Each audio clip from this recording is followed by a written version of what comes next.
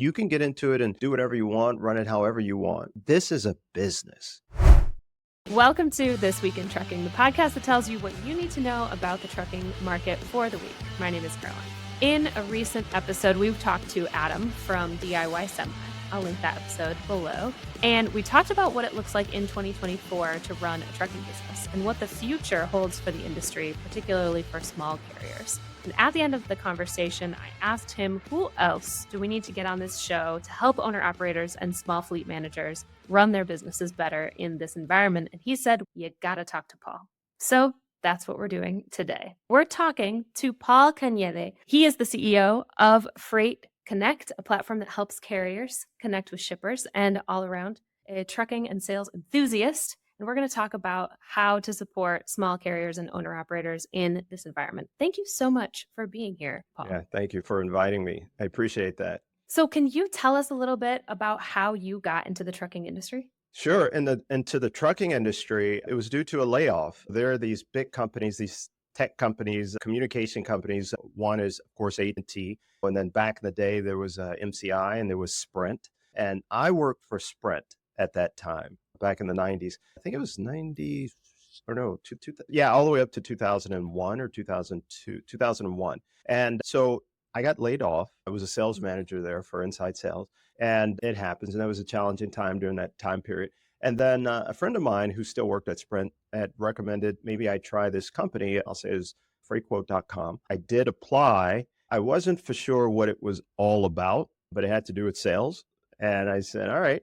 And I got the job. So I ended up being a freight broker. And that's how I got into the transportation industry. Interesting. All right. Yeah. So from sales to freight brokering, what are some of the things that you knew coming in you were going to be able to use, and what are some of the things that you had to learn on the job? I knew zero. I didn't know what it was. I just knew I had gotten hired, and it was a different industry. So it was like, okay, let's take on this challenge. Because being laid off, which was the first time that had ever happened to me, it was like, okay, what do I do from here? Yeah. So let's try to take on something new and different. But taking on the role as a freight broker or a freight broker agent, I come to realize it was sales. And I've been in sales for forever, ever since I was a kid. I remember there was a time where we had our electricity went out, and it was due to a snowstorm. And so we went up north to my cousins. We stayed there for a couple of days until the electricity came up down south. Said, let's go out and shovel snow.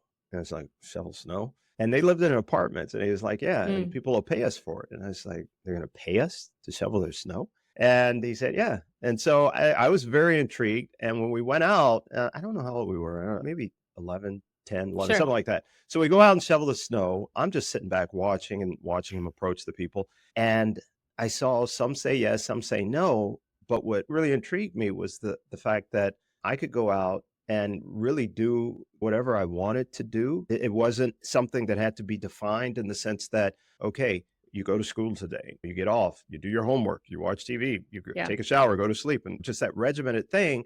But I could go out and say, okay, here's an opportunity and let me do this thing, and people will pay me to do it. So I guess it's something they don't want to do. So I'll do it. And that really intrigued me. And so over time, when you get on a job and you get paid hourly, that was very demotivating for me. So the fact that one can go out and do something outside of that, even make up a role and get paid, set your pay, do as much as you want, make more money, set my, not have a ceiling. So that was really what intrigued me. That's so interesting, because I think that's part of why some are drawn to owning their own trucking business, right? Because like you said, some ways of getting compensated can be demotivating. Oh, I just get paid for every mile that I drive, and it doesn't really matter what I do. I can only drive so many miles in a day. True. But if I open my own business, then I can maybe specialize. Maybe I can figure out ways to make a higher rate per mile. Maybe I can do things that are going to impact directly my take-home pay. Whereas if I'm just driving up to 11 hours in a day, there are only so many miles that I can drive. Sure. So can you talk a little bit about what is different about selling in the trucking industry as opposed to other industries? What's different? Yeah, at least in my experience, there's been where I've I was with a company that did second mortgages, right, and personal loans. And also I was in the music industry, and there's selling anything, any business that you're in, there's an element of sales, right? Yeah, And at every level. If you're a CEO, you're selling all the time. That's one of your teaching, you're selling, right? That's totally. a big thing that it's going to be on every CEO's plate to do. So when we talk about transportation, it's just a different vehicle, right? In terms of using your skills in selling. So let's say at the freight broker level, you are dealing with, compared to, let's say, the telecommunications industry, right? I was with Sprint and we did long distance. That's weird to say. I don't even know. How many people listening to this are going to know what that means? Now, if I take the average age of a trucker, I Yeah. think that most people are going to know what you mean when you Yeah. talk about long distance. But Yeah. I was pretty young when that was the case, so But I think I'm at the edge of the audience, maybe wow. that understands where that is. So Wow. I think you're good. I think you're good. Okay. All right. So do you remember before cell phones? Sure.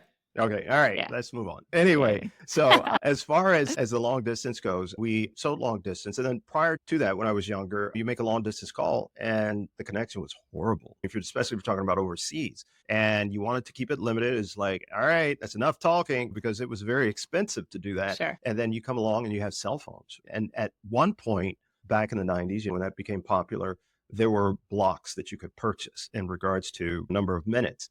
And that continued, whether it was 35 cents a minute, 10 cents a minute, whatever the program was. But now they have what they call it's unlimited, right? Yeah. Things advance. They always advance. So where I was going with that is that in terms of the difference between trucking, you had a product there in the telecommunications industry that you sold. Everybody understood it. You got it and you could display it and all that good stuff. Here, we're talking about service related. It's a lot service related. And plus, you have a lot of carriers. They're all independent, right? So there's so many people that get into this industry. And as a freight broker, when you are reaching out to a shipper, you are marketing, you can market that in various ways, right? You can market it in that I have connections with 1,000 shippers or carriers, I'm sorry, 1,000 carriers or 10,000 or whatever the case might be. But can you really stand on that supply that you have? Because it's not always, you're not always going to be able to cover a load, right? You're not always going to be able to guarantee the service in terms of service level. Whereas with telecommunications, you could tell them, hey, we guarantee you whatever, Right. that uptime or whatever the case might be, number of minutes, but you can have a truck that falls off, right? And then all of a sudden, you've got to scramble to find another truck, or there's something that happens that was out of your control. There's just so many different factors, right? So that is a difference when you're talking about trucking, selling transportation. And it's very interesting and challenging, which I do because it gives me somewhere to go. You know what I mean? In terms of trying to get better at what I do. So Yeah. freight brokering, that was for me, became the challenge, was always getting better at it. Whereas with the telecommunications, it was only so far I could go with that in regards to selling, maybe sell more, Yeah. but I wanted more of a challenge beyond just that. Does that Well, make sense? yeah, I Yeah, think you okay. found it in trucking for sure. There's nothing Never. more challenging, I don't think, Yeah. than doing this. It occurs to me that part of selling yourself as a carrier, it includes everything else that you have to do for your business, because it's about safety, it's about compliance, it's about getting in on time, it's about having good drivers, it's about all of those other things that make up your business is Sure. part of the case that you're using to sell. Right. Absolutely. And that's a little different than a product that you've got the package and here's the details and there you go. Correct, yeah. Because on that end, a consumer product or a cell phone plan or something like that, the consumer, the person that's paying for that, they don't really care what's behind it, right? They care about the price, they care about does it work. But a shipper or a broker might care about what is the kind of equipment do you have? What year is it? What kind Yeah. of insurance do you have? There's so many things around that they care about. Can you Yeah. talk a little bit about what you've seen from small carriers, owner operators, people running between, let's say, 1 and 10 trucks, maybe Mhm. even up to 20 Mhm. smaller carriers? What are some of the biggest mistakes that those folks make when they're trying to sell themselves as a business?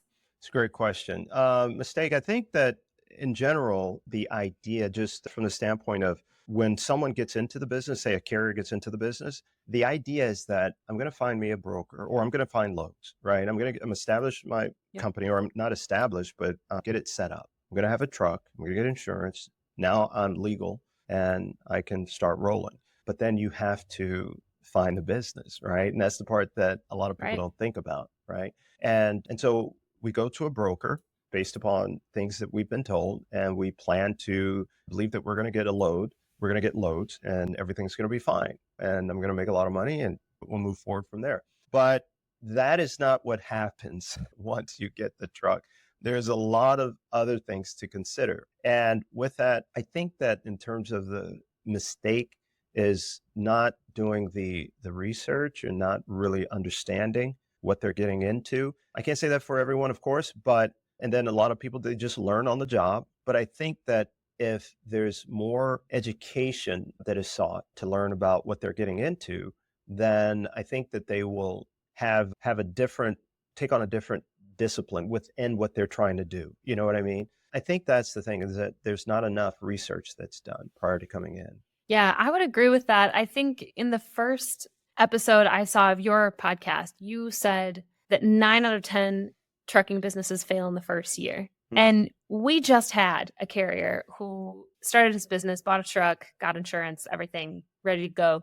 He signed up with us to factor at Bobtail. He hadn't submitted an invoice yet, though. And so our team was trying to figure out, okay, he signed up for factoring, but he hasn't sent any invoices yet.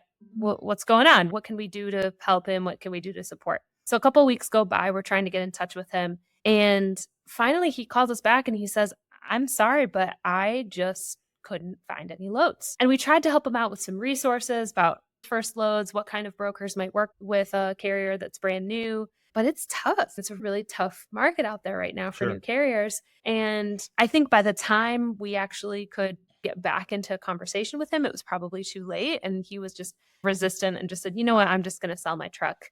Got to cut my losses and got to do something else. Yeah. Are you hearing some similar stories? And what is it that we could learn from in those kinds of situations? Yeah, I think that situation is common in the sense that it's not anything new, right? Yeah. And it just depends on, of course, individuals. But I would then just turn a bunch of questions back to you or to him in the sense of how did you come to trucking? What was your journey? How did you come here? Were you a driver before? What did you do before? And all those type of questions. And I ask a lot of questions. I'm just very inquisitive, right? I would want to find out too, what were his expectations? Why did he get into this industry? What was his experience before? Had he been in the trucking industry before? Had he ran a business before? Those type of things. And it gives me an understanding as to what he is, where he's at in this journey, right? Even before he moves a load, right? Yeah. And then at that point, hopefully we can have a really good conversation and talk about the industry, right? And talk about proper expectations, because you can survive in this industry, right? That 90% is a general number just in business in general, right? But in our industry, it's even worse than that. It's beyond 90% if you look up statistics. And so a lot of people come into this, I think, uneducated is the thing, with not the right expectation. So if someone was to come to me and talk to me about prior to getting into the industry and just wanted some information, just wanted to find out, they're doing their homework, there's many things that we could talk about before they actually financially. How much money do they have to get started and to back them up for, do you have enough for the next, do you even know what your costs are? Have you done that? Have you determined all the expenses? Or did an uncle tell you this is a great industry to get into and you should do it? So there's so many things to look at. And a lot of people, unfortunately, don't do that. Yeah. One of the things that we've been trying to talk about here on this show is profitability and how that can be so different from carrier to carrier, depending on what their financial situation is. So for someone who has a paid off truck, who has a great safety record and is paying $7,000 a year for insurance, that person is going to have a really easy time being profitable. Absolutely. In trucking, they'd have to really screw it up. They'd really have to fumble to make that go under. On the other hand, if you bought a truck last year when your interest rates were the highest that they'd ever Mhm. been, or in a long time, and maybe you're in your first year, maybe you had an accident last year and your insurance skyrocketed. I've seen people get insurance quotes for their renewal 50, 100% Yeah. increases on their Yeah. insurance in the Yeah. last Insurance year. has been That can just put you out of business straight up. quick. Yeah. Because if your truck payment, you can't cover your truck payment in your insurance with $2 a mile, which might even be generous in some cases, Mm. there's just not a whole lot of pathways No. forward for you. Yeah. So even just understanding that before you come in, one of the things that we also recommend always when people are starting out, before you get your authority, before you buy a truck, Mm. quote insurance. One of Get your an bigger insurance quote, expenses. because what they're going to look at is your driving record, and then they'll look at the type of equipment that you're looking to buy. Mm. You have to estimate that out first, because if you can't afford insurance, you can't afford to have a trucking business. You got to have it.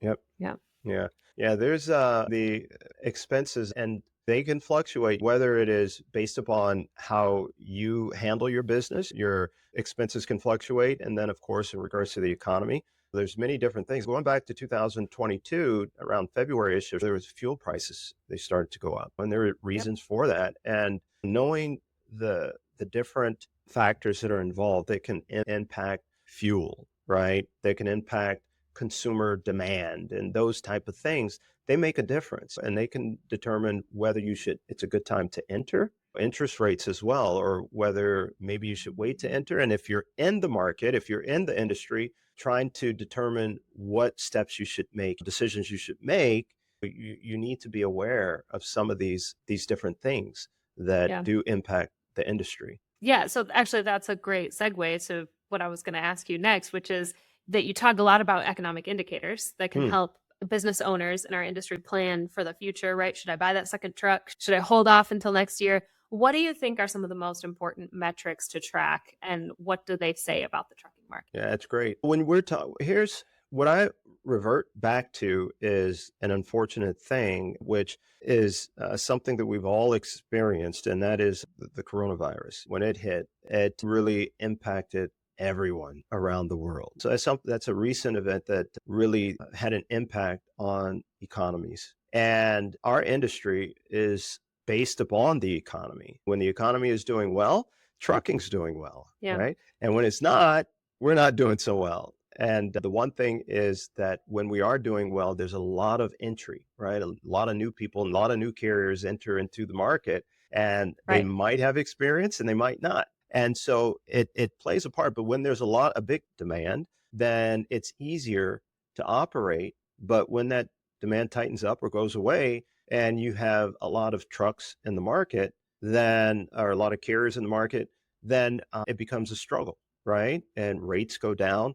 So, in talking about indicators, these different indicators, you really want to look at the economy, pay attention. When you hear stuff on the news, pay attention to it, like interest rates. So, interest rates would definitely be an economic indicator, something to look at. We know that the Fed, they're the ones that decide the interest rate, but they're looking at a lot of information as well to decide whether that rate is going to go up or they're going to take that rate down. And so we want to watch that, because that's going to determine how the money that we take on, how as expensive is it going to be for us to borrow money to go buy that truck. And as well, there is where meaning consumers, are they going to make purchases, buy homes? Are they going to use borrowed money to make different purchases? If that interest rate is high, probably not, right? Mm. And when the interest rate is lower, then there's probably going to be a stimulation of purchases, of consumption. When we know how some of these things work, some of these economic indicators work, then we can look out at the market and say, okay, it looks like this is the direction that we're headed as an economy or as a country or whatever the case is. And then we can start looking at some other things to see on a local level, right? On a more of a micro level, and see what's going on. The LMI is a great indicator, which is a logistics manager's indicator that tells us about warehousing, transportation, and what's the third one? I can't believe it just skipped my mind. But warehousing, transportation, and inventory. So it tells us about the levels of those three, and we're able then to determine, hey, what is the health of the logistics industry? Yeah. And there's a lot of trucks that can come in at a certain time period. And when that happens, then we can have an overcapacity, just tons of trucks available to move product. But when that demand is pulled back, when consumers are not spending money, then all of a sudden we have an abundance and overabundance of trucks. And Right. so then therefore I can't find loads. This must be the reason why the rates are down. It's not necessarily the broker's fault, right?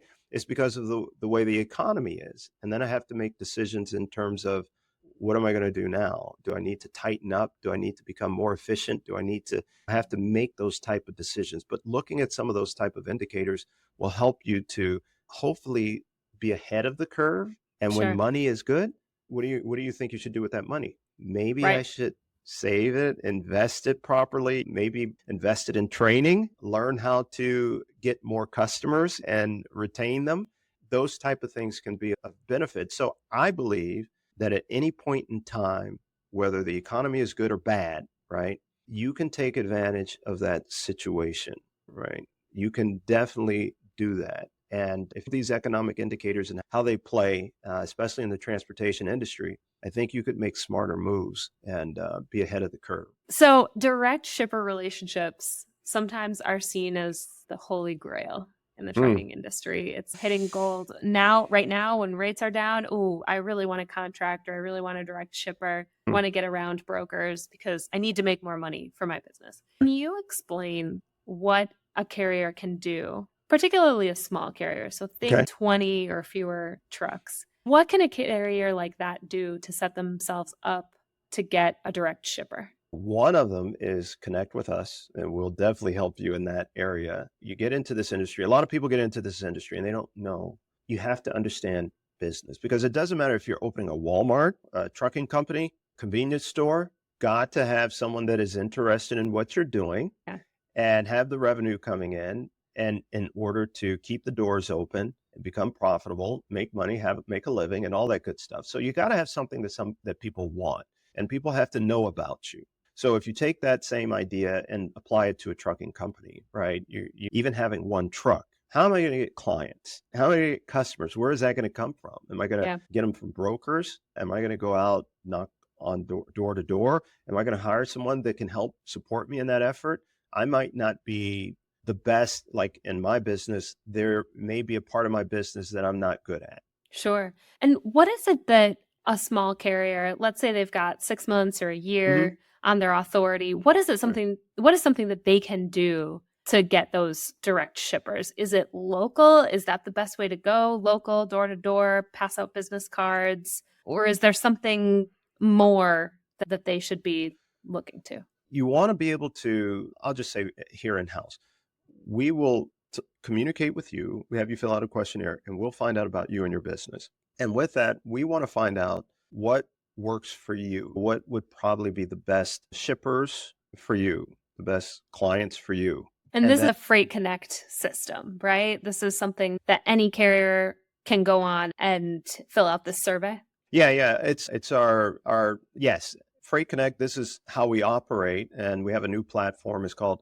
Elevate. And so with that, we do have you fill out a questionnaire so we get to know you. We want to get to know you. We're supporting you in your efforts to develop your client base. And there's different programs that we offer, but in answering your question, you want to, I think, know your company. You want to know your business. You want to know what you're about. You want to know your niche, right? You want to know what it Mm, is that you want to go after. When you're talking about 6 months into the business, 7 months into the business, at that point in time, that's probably about the time where more brokers are willing to work with you.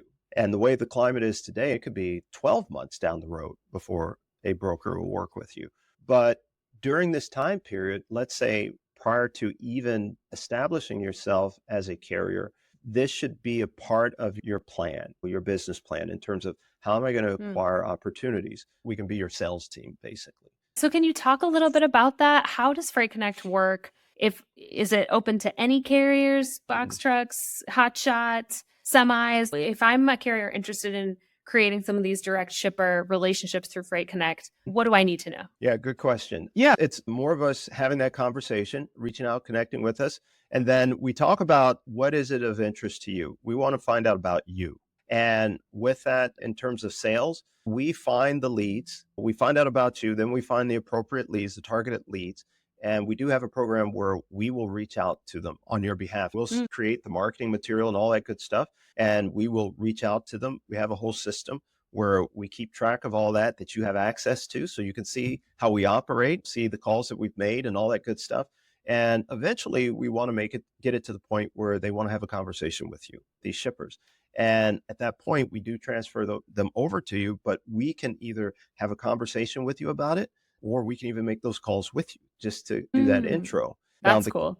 Yeah. Oh, it's very cool because two things happen. There's two things about that. One, we have a program where we can train you in regards to how to have those conversations, right? Because it's completely different than talking to a broker, right? So when you talk to a broker versus a direct shipper, the norm when we're talking to a broker is it's going from point A to point B. What's the weight? How much is it going to pay? And some other specifics.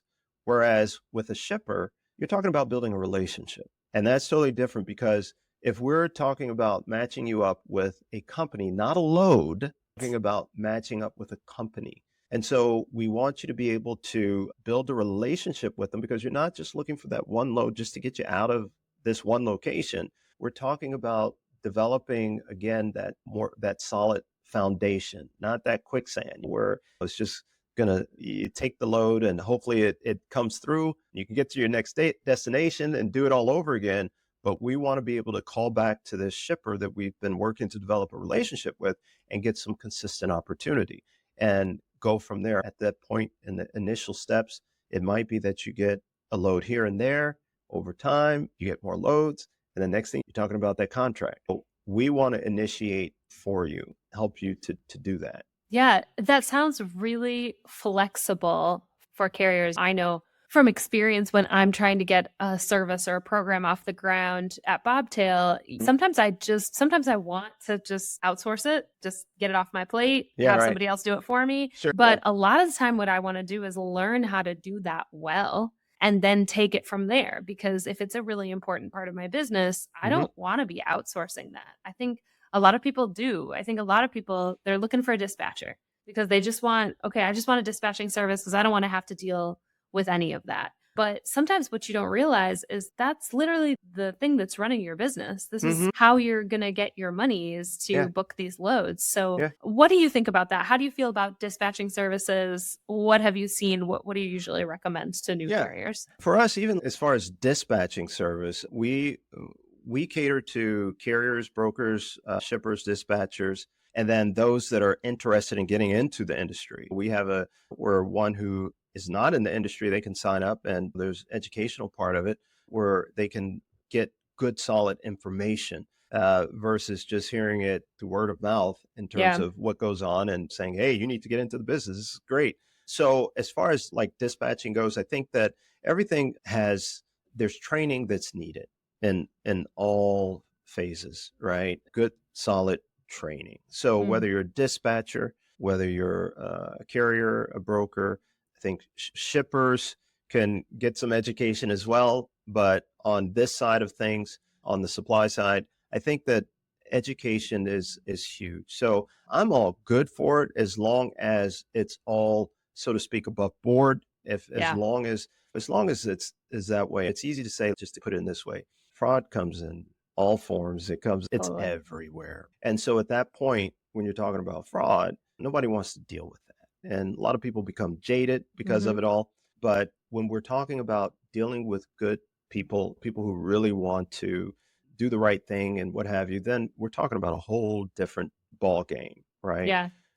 So as long as we have those type of people that we're working with and building relationships, right? That's what we're talking about, building relationships. I think then I'm good with it all. Yeah, I agree. I think there are different ways of operating a trucking business. I think a lot of them are really, some people wanted to pay for dispatching. Some people don't want to give away that 8 to 12% that a dispatcher will charge, but some people think it's worth it. I Yeah. know particularly for box trucks and cargo vans that a lot of people say you can't really start in this business without a good dispatcher. Is that right? Okay. Yeah, that's just what I've heard. Yeah. But I think it's everybody does it differently. And I think that there are people running profitable operations doing hmm either one, right? Yeah. We always recommend learn how to dispatch your own loads, make hmm relationships with your customers, because at the end of the day, you have your best interests at heart. True. Someone just Yeah. totally offshoring your dispatching, probably not a great idea because you don't know really what their intentions are. They might just be trying to cover you with a load. Any load will do.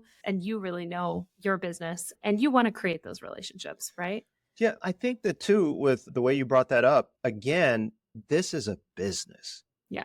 You can get into it and do whatever you want, run it however you want. So no one can tell you how to do that. But the idea is, I would think, okay, so when we had coronavirus, right? The coronavirus, when it was big, there were a lot of people that got into it and they could call their whatever they wanted to get paid. They got it, right? They made Yeah. a ton of money and new people came in and that was the objective, right? Now, is the objective though to stay in this industry long term? Is that what we're thinking? Are we talking about all the way to the point of retirement? Are we talking about being able to sell it or your company as you build it and grow it? Are we talking about passing it on within the family? We have a guide that we have put together that we provide that talks about that from the start as a carrier or driver even, and then progressing all the way to the point of retiring, philanthropic work and stuff like that.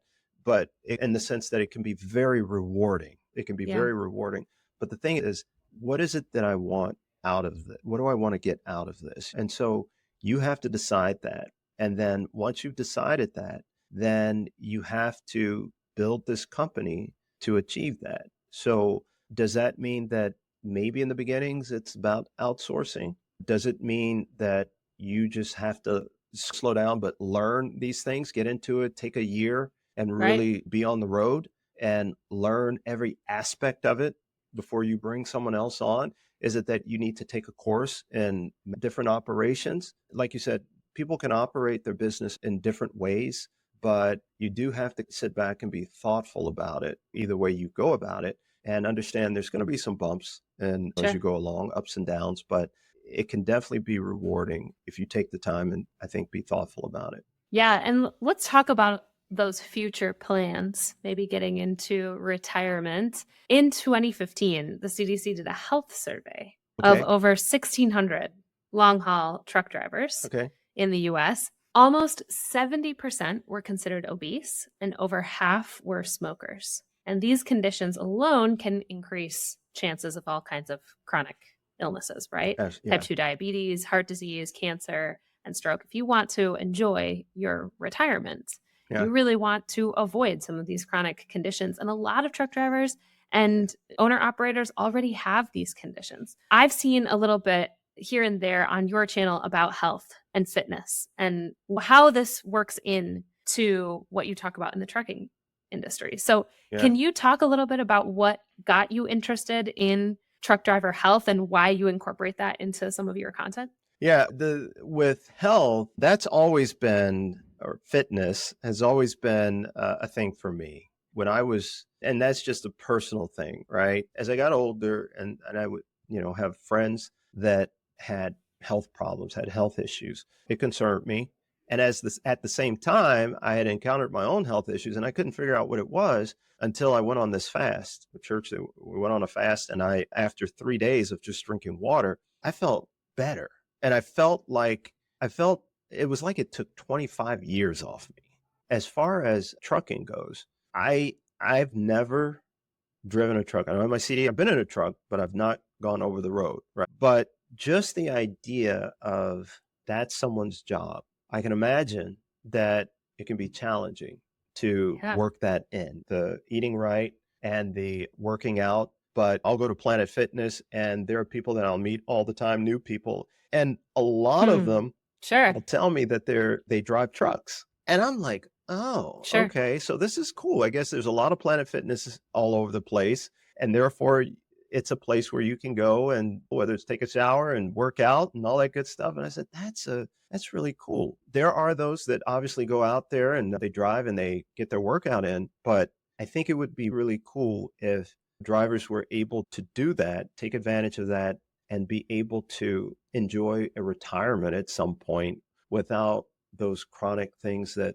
evolve from not taking care of themselves. So I think that was a No, long that's all right. I think that's a Tell great me, place to answer your end. It's question. so important to take care of yourself. And if you have to choose between two things, taking care of yourself Yeah. should be number one, because without that, without taking care of yourself, you can't be a good business owner. You can't be a good partner. You can't be a good parent. You can't be a good friend, and you can't be a good truck Right. driver. So without having that, you really don't have anything at Truth. all. Yeah. And we'll leave some links to some of the content about truck driver fitness and how you might work that in. We have a blog on it on our website as well. Thank you so much, Paul, for joining me today in this conversation. Had a great time talking with you. And for everybody listening, I really hope that you like and subscribe this video. Leave us comments below with questions for Paul. If you have any questions at all, we will send them to him and get responses to you in the comments. That's how we work around here. Again, thank you so much, Paul, for being on, and we hope everybody drives safe.